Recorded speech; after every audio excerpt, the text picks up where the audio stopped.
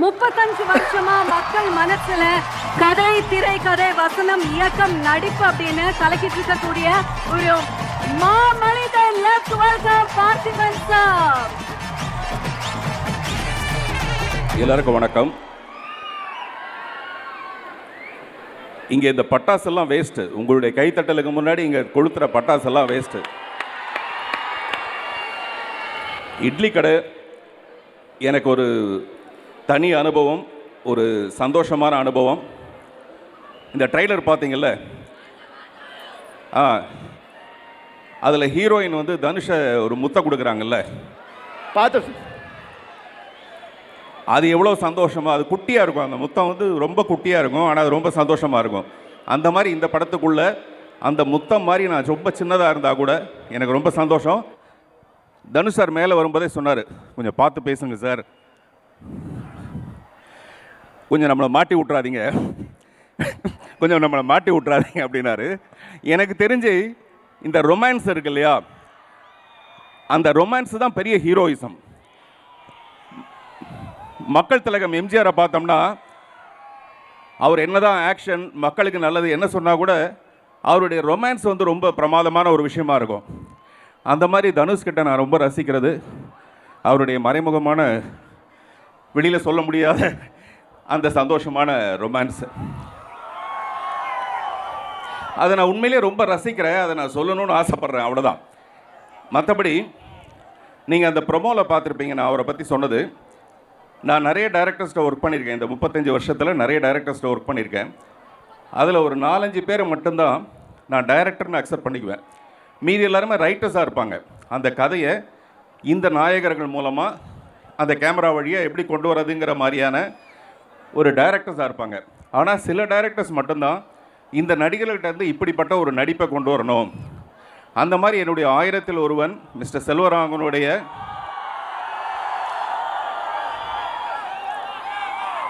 அவர்கிட்ட நான் வந்து ஒரு முழுமையான டைரக்டரை பார்த்து நான் ரசித்தேன். அதுக்கு அடுத்தபடியாக அவர் வீட்டிலேருந்தே மறுபடியும் இன்னொரு சிங்கக்குட்டி. நான் லாஸ்ட் டைம் அந்த சென்னையில் நடந்த ஃபங்க்ஷனில் நான் பேசும்போது சொன்னேன், தனுஷ் வந்து வந்த உடனே என் தலையில் கை வச்சாருன்ட்டு. அதை நான் வந்து ரொம்ப செல்லமாக, அதாவது என்னென்னா, அவர் மேடையில் பேசும்போது சொன்னார், பார்த்திபன்னா எல்லாத்தையும் வித்தியாசமாக செய்கிறீங்க இல்லையா, அதனால் நானும் வந்து இந்த பார்த்திபனை இன்னும் கொஞ்சம் வித்தியாசமாக காட்டணும்னு ஆசைப்பட்டேன்னு. அதை நான் ரொம்ப ரசித்தேன். தலையில் கை வச்சதை ரசித்தேன், டைலாக் இப்படி தான் பேசணும்னு சொன்னதை ரசித்தேன். முழுமையாக கிட்டத்தட்ட ஒரு 5-6 நாள் மட்டும்தான் அந்த ஷூட்டிங் இருந்தது. அந்த ஷூட்டிங்குள்ளே அவர் எப்படி இயங்குறாருங்கிறத நான் ரொம்ப ஒரு காதலி மாதிரி கவனிச்சிட்டே இருந்தேன். ஸோ ரொம்ப ரொம்ப சந்தோஷம், ரொம்ப திருப்தி அவரோட பணிபுரிந்த இந்த படம். இன்னும் நிறைய பேசுகிறதுக்கு இருக்குது அவரை பற்றி. சத்யராஜ் சார் இந்த படத்தில் ஆக்ட் பண்ணியிருக்காரு.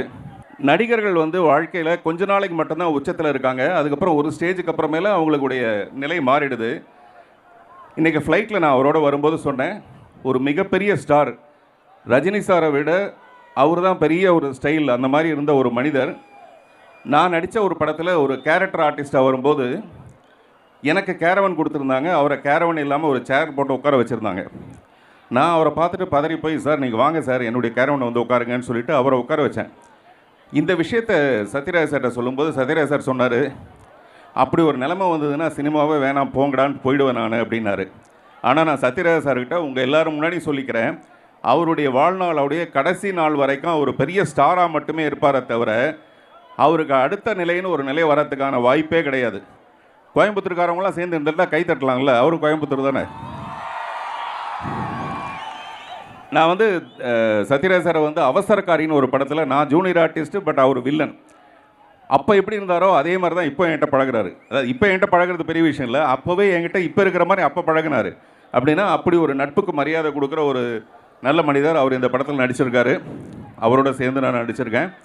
மிஸ்டர் ஆகாஷ் பாஸ்கரனை பற்றி சொல்லணும். ஒரு படம் எடுக்கிறத விட அந்த ப்ரொமோஷன் வந்து ரொம்ப ரொம்ப முக்கியமான ஒரு விஷயம். அதை ரொம்ப சிறப்பாக அவர் பண்ணிகிட்ருக்காரு. அவருக்கு என்னுடைய வாழ்த்துக்கள். ஜிவி பிரகாஷ் அவருடைய பாடல் வந்து பாருங்க, ஜிவி பிரகாஷ்னு சொன்னால் அந்த பிஜிஎம் நீங்கள் கொடுக்குற சவுண்டு தான் பிஜிஎம்மாக இருக்குது.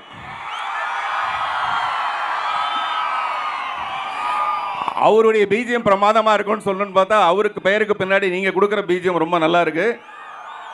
ஒரு படத்துக்கு 2 ப்ளஸ் பாயிண்ட் 3 ப்ளஸ் பாயிண்ட் இருக்கலாம்னா அதில் முக்கியமான ப்ளஸ் பாயிண்ட்டை வந்து ஜிவி பிரகாஷாக இருக்கார். அவருக்கு என்னுடைய வாழ்த்துக்கள். ஸ்ரேயா சொல்லவே வேண்டாம். அவர் வந்து இன்றைக்கி ஏன் இவ்வளோ திருக்குறள் மாதிரி பேசினாருன்னு எனக்கு தெரியல. மேபி ஃப்ளைட்டுக்கு நேரம் ஆகிடுச்சுங்கிற ஒரு விஷயமா இருக்கலாம். பொதுவாக ஒரு ஹீரோயினை அழகாக்கிறதுக்காக ஒரு காஸ்டியூம் டிசைனரை வச்சுருப்பாங்க.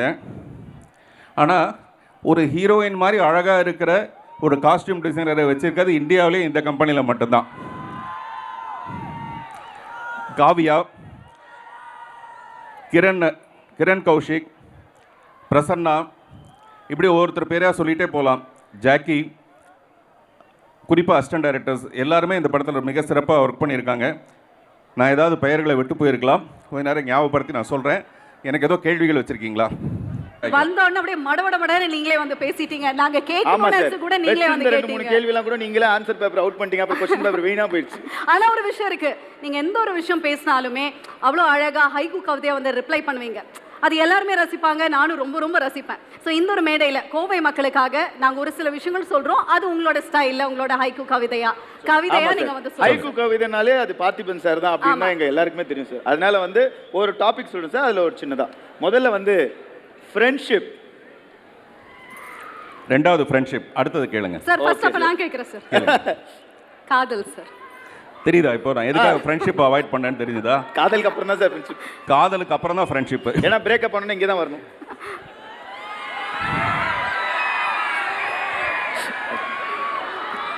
இன்னொரு தடவை கேளுங்க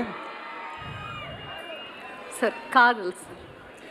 சாதல் சாதாரணம், சாதல் சாவுறது, சாதல் சாதாரணம், காதல் சதாரணம். புரியுதா? Correct sir. ரணம் தான் சார். இங்க நிறைய பேருக்கு ரணம் தான் அது. Next friendship sir. ஃப்ரெண்ட்ஷிப் அப்புறம் வரலாம். அடுத்தது ஐயோ, அவனுக்கு அவாய்ட் பண்றதே நம்ம வேலையா போச்சு சார். Politics sir. பாலிடிக்ஸ், அரசியல்.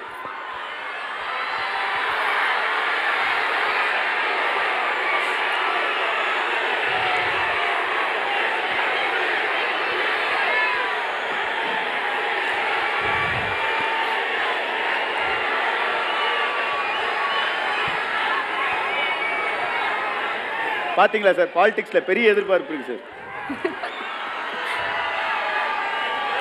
நான் சொல்றேன், நீங்க நினைக்கிறதா சொல்றேன்.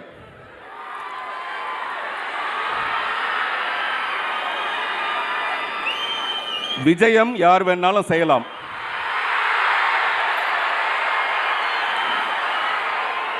விஜயம் யார் வேணாலும் செய்யலாம். ஜெயம் உங்க கையில தான் இருக்கு. Okay sir. ஆனா நான் தான் சிஎம் 26 ஆன்வர்ட்ஸ். சார் இப்பயாச்சும் அந்த ஃப்ரெண்ட்ஷிப்க்கு வரலாமா சார்? அப்புறம் தான். Okay sir. அப்ப மொத்தமும் நானே கேக்குறேன் சார். இட்லி கடை சார்.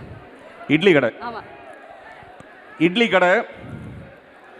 இட்லிக்கு தினுசு தினுசா செய்வாங்க சட்னி. இட்லிக்கு தினுசு தினுசா செய்வாங்க சட்னி.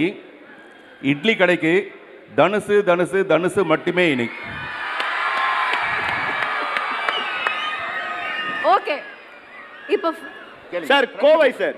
கோவை சார். கோவை. கோவைக்கு ஒரு ஐக்யூ சொல்லுங்க சார்.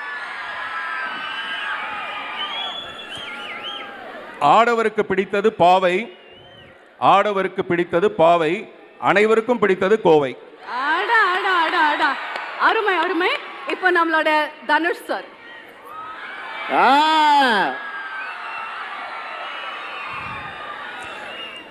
சென்னை ரொம்ப பெருசு, வட சென்னை தனுசு.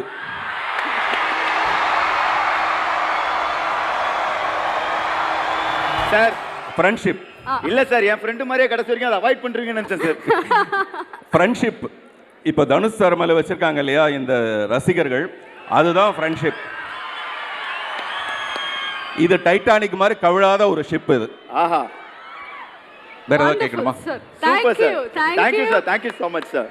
உண்மையிலேயே இந்த படத்தோட வெற்றி விழால மறுபடியும் உங்களோட வந்து கலந்துக்கணும்னு ஆசைப்படுறேன். நன்றி, வணக்கம்.